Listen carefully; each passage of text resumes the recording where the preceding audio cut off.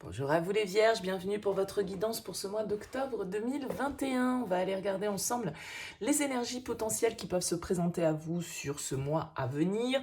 Bien sûr, gardez à l'esprit que c'est du général, donc ça ne pourra pas parler à tout le monde. Vous ne prenez que si le message fait écho à ce que vous vivez. N'hésitez pas à aller voir signe ascendant, signe lunaire. Et puis pour les guidances personnalisées, ce service reprendra à compter du 1er octobre. Donc vous pouvez me contacter sur mon mail lililataro@yahoo.com. Alors, pour ce tirage, j'ai utilisé les arcanes majeurs du Rider-Waite et puis le Light Seer Tarot pour développer. On va découvrir tout de suite quelle va être la vibration principale pour vous sur ce mois d'octobre 2021. Alors, pour vous les vierges, écoutez, on a le magicien. Le magicien, c'est la première arcane du tarot. C'est celui qui crée, c'est celui qui manifeste ses désirs, ses envies, c'est celui qui est créateur de sa vie, de sa réalité, c'est celui qui manifeste ses désirs. C'est une carte qui augure effectivement d'un nouveau cycle. Il y a quelque chose, il y a un esprit de nouveauté dans cette énergie du magicien. Il y a une énergie d'action, puisque voilà, le magicien, vous voyez, il a tous les outils en main, en fait, pour pouvoir créer ce qu'il souhaite, en fait. Donc il y a vraiment l'idée de manifester quelque chose. Il y a une idée de créativité dans cette carte, d'avoir le talent, d'avoir les outils, d'avoir les qualités nécessaires à ce que l'on souhaite. Il y a une idée de pouvoir dans ses mains du magicien. Le magicien, il a la formule magique pour pouvoir exaucer quelque chose. Donc, il y a vraiment une idée de nouveau départ, de choisir sa destinée, peut-être aussi avec cette carte du magicien, d'apprendre peut-être aussi de nouvelles connaissances, de nouvelles choses, d'être dans une certaine idée de transformation, d'intensité, d'activité. Donc, il y a vraiment, c'est vraiment l'exercice créatif, on va dire, de la volonté. Il a le feu, il a l'eau, il a l'air, il a la terre. Et donc, voilà, il y a vraiment cette idée. Il est souvent associé à la planète Mercure, donc plutôt aux planètes de communication, d'intelligence, de prise de conscience.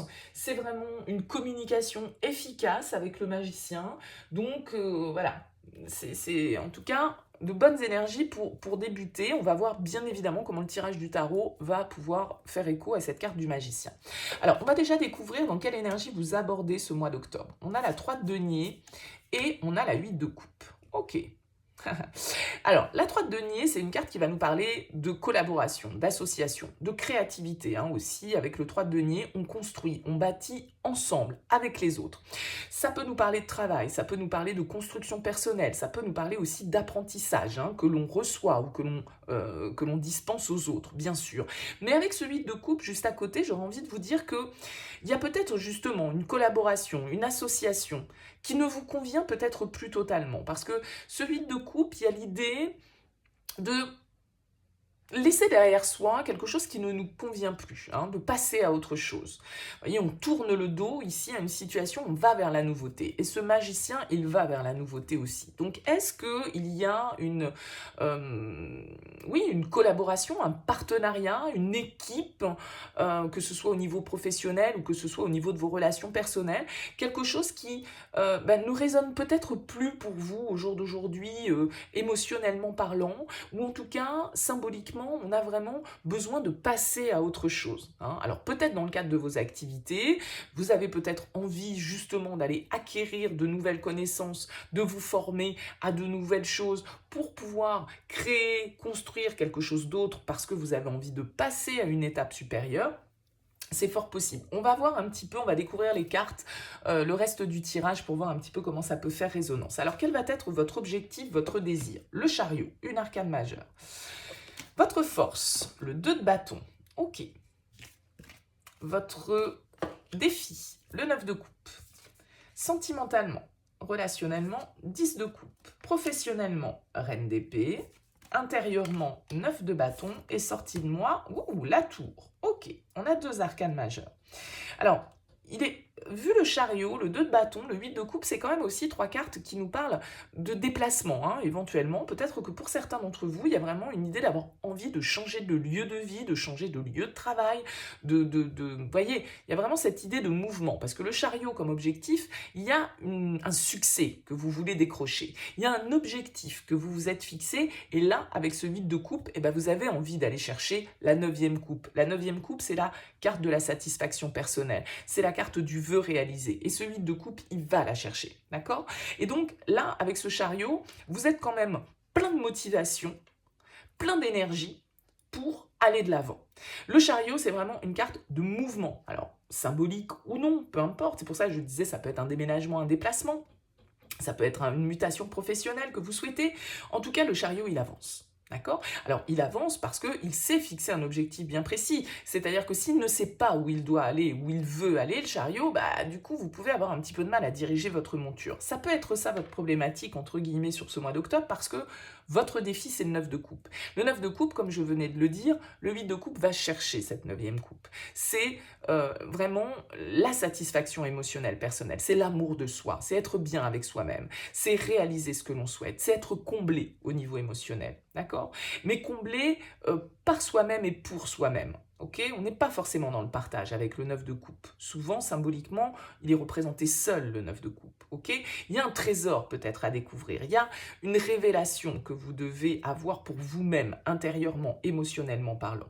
Il y a quelque chose que vous souhaitez, mais il va falloir aller le chercher. Et il va peut-être aussi falloir, du coup, le manifester. Hein. Le magicien, c'est un peu la carte de la loi de l'attraction, la pensée créatrice. Donc, qu'est-ce que vous voulez ? Le 9 de coupe, il va vous interroger là-dessus. C'est quoi votre vision de l'idéal? C'est quoi qui vous fait plaisir? Qu'est-ce que vous souhaitez réellement? C'est peut-être ça votre défi, c'est de le définir. Parce que le chariot, c'est bien de partir au galop, mais si on ne sait pas dans quelle direction on doit le diriger, on peut vite s'épuiser et on peut vite tomber dans une impasse. Donc le chariot, c'est votre objectif, votre désir. Vous avez envie que les choses bougent, vous avez envie que les choses avancent, vous avez envie d'aller décrocher une certaine forme de victoire personnelle, professionnelle, peu importe. Mais voilà, est-ce que votre but est bien clair? Ça peut être ça la question avec ce 9 de coupe. Hein. Ça peut être le questionnement, il peut être là pour vous sur ce mois d'octobre. En tout cas, votre force avec ce 2 de bâton, c'est quand même, je pense, en tout cas c'est comme ça que je le prendrais, parce que cette carte est symbole pour moi de réflexion, d'organisation. Le 2 de bâton, il prépare son voyage. Et on voit ici que vous avez envie de faire un voyage avec le chariot. Vous avez envie que ça bouge. Encore une fois, c'est symbolique. Hein. Ça peut être concret, mais c'est symbolique. Le 2 de bâton, c'est celui qui évalue une situation, qui réfléchit à l'itinéraire, justement, qu'il va choisir. Le chariot, ok, c'est bien, vous êtes monté dans le chariot, vous avez vos 2 chevaux qui sont au taquet pour pouvoir avancer. Encore faut-il, c'est ce que je disais tout à l'heure, avoir fixé le point d'atterrissage que vous souhaitez. Où souhaitez-vous aller exactement? Et ce 2 de bâton, c'est ce qu'il fait. Il évalue, il se projette, il regarde. C'est le petit bonhomme Michelin pour moi. Donc il y a peut-être différents moyens d'accéder à cette victoire, à ce succès, à cette reconnaissance peut-être que vous attendez. Mais encore faut-il que vous ayez envisagé les différentes possibilités, que vous ayez un petit peu planifié les choses, que vous soyez prêt à saisir les opportunités et à savoir si les opportunités que la vie peut vous présenter, est-ce qu'elles sont bonnes pour vous, et est-ce que c'est réellement ce que vous souhaitez, et qu'est-ce que vous souhaitez. Hein. Le questionnement peut être là. En tout cas, ce 2 de bâton, il va nous indiquer quand même qu'il y a de la préparation. C'est-à-dire qu'il n'y a pas non plus des énergies d'impulsivité, de spontanéité, où on se dit, bon allez hop, je monte dans le chariot, puis advienne que pourra, je ne sais pas où ça m'emmène et on verra bien. Non, je pense quand même qu'avec ce 2 de bâton en force, vous avez la capacité de réfléchir, d'étudier les différentes possibilités et de pouvoir du coup avoir les éléments en main pour savoir quel est le meilleur itinéraire pour vous. Quand vous faites votre itinéraire sur Michelin, j'ai pas d'action chez Michelin, hein, mais on va vous proposer 2-3 itinéraires différents pour arriver à la destination que vous souhaitez. Il y en a un qui sera un petit peu plus long, il y en a un qui sera très rapide, il y en a un qui va vous coûter plus cher parce qu'il y a des péages, etc. Bon, vous allez arriver à destination, hein, cependant, mais vous n'aurez pas pris la même route. Donc vous n'aurez pas traversé les mêmes épreuves, vous n'aurez pas rencontré les mêmes personnes, vous n'aurez pas vu les mêmes paysages. Voyez? Donc c'est ça qu'il faut que vous déterminiez, parce que là, il y a peut-être plusieurs possibilités. Il y a une idée avec le chariot et le 2 de bâton quand même aussi de choix, hein, de prendre une décision. Je vais à droite, je vais à gauche. Je suis au carrefour avec le chariot, là, hein, je suis à un carrefour de vie, à la croisée des chemins. Qu'est-ce que je fais? Est-ce que je vais tout droit? Est-ce que je prends à droite? Est-ce que je prends à gauche?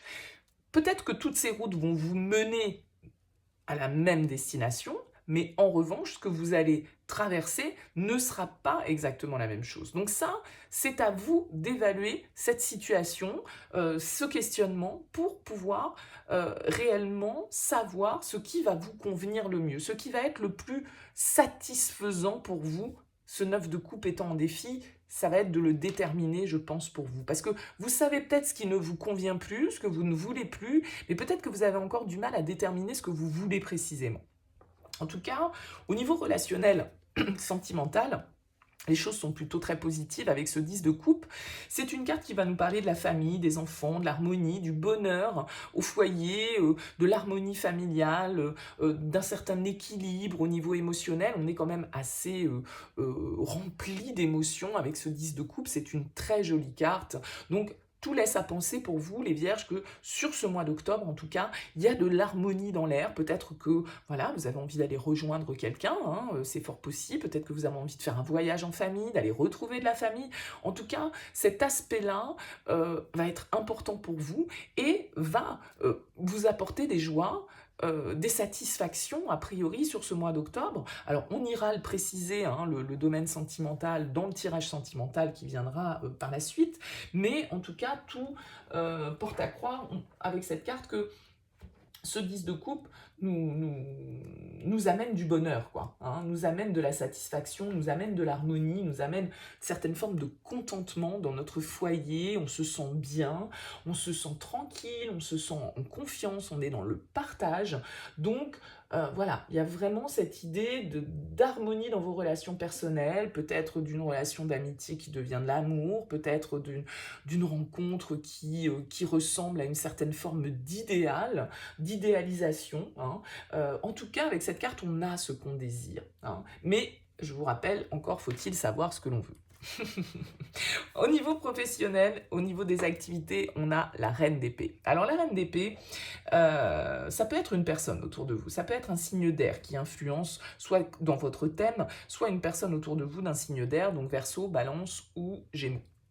En tout cas, la reine d'épée, c'est celle qui sait prendre des décisions, c'est celle qui est intelligente, qui sait faire fonctionner son mental de manière positive, qui sait voir les choses telles qu'elles sont, elle a besoin de vérité, elle aime la vérité, elle sait laisser l'émotionnel de côté. Donc dans le professionnel, bah écoutez, je dirais c'est plutôt pas mal. Alors elle peut se montrer un peu froide, un peu sur la réserve, parce qu'elle n'exprime pas forcément ce qu'elle ressent, la reine d'épée, mais en tout cas, elle est, on va dire, impartiale, elle aime les choses claires, nettes, précises, elle n'hésite pas à trancher, la reine d'épée. Donc il y a peut-être certaines décisions, ici on l'a vu, vous avez peut-être envie de tourner le dos, de passer à autre chose dans le cadre d'une collaboration, donc quelque chose que vous ne faites pas seul avec ce 3 de denier en tout cas.